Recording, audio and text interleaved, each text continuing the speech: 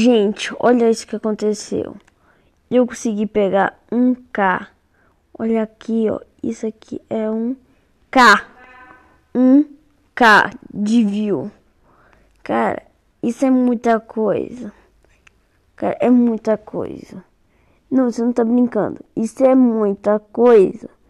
Isso é nem no meu canal principal. Nem garante procurar, porque senão vai achar. Porque só foi no meu canal secundário. Esse aqui é o tutu aleatório, cara. Tutu aleatório. Tá aqui, ó. Você pode ver, ó. Pegou muita view esses 3 shorts. Nem era o vídeo que eu queria postar, era outro. Mas aí eu fiquei sem nada pra fazer. Tava desistindo porque esse canal aqui eu não queria fazer uma conta para ele. Aí tem que ter menos de 15 minutos. O meu vídeo não teve. Então sabe o que eu fiz? Postei alguns vídeos aleatórios que eu tinha no celular meu. E olha isso. Não celular meu, do meu pai, porque do meu não tinha. Mas olha isso, pegou 1.000. Cara, 1.000. 1.000. Outro 85. Cara, não acredito. O outro 591 nem vi, ó. Esse aqui é o melhor de todos, ó. Deixa eu tirar o fone aqui pra vocês ouvirem. Olha. Bom, então tá bom.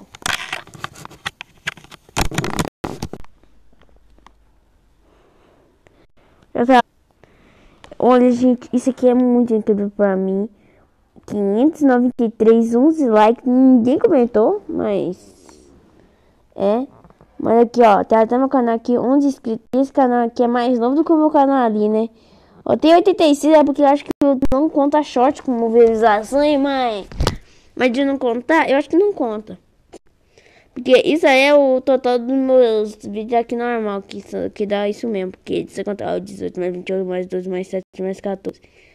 Não, mais 7 mais 3 mais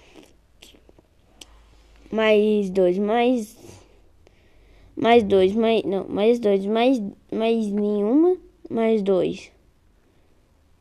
Só mais 2 dá isso. Então dá 74 mais 84 mais 1.000. 1.000 já é muita coisa. 1.000 views é muita coisa. Estou feliz demais. Então é isso.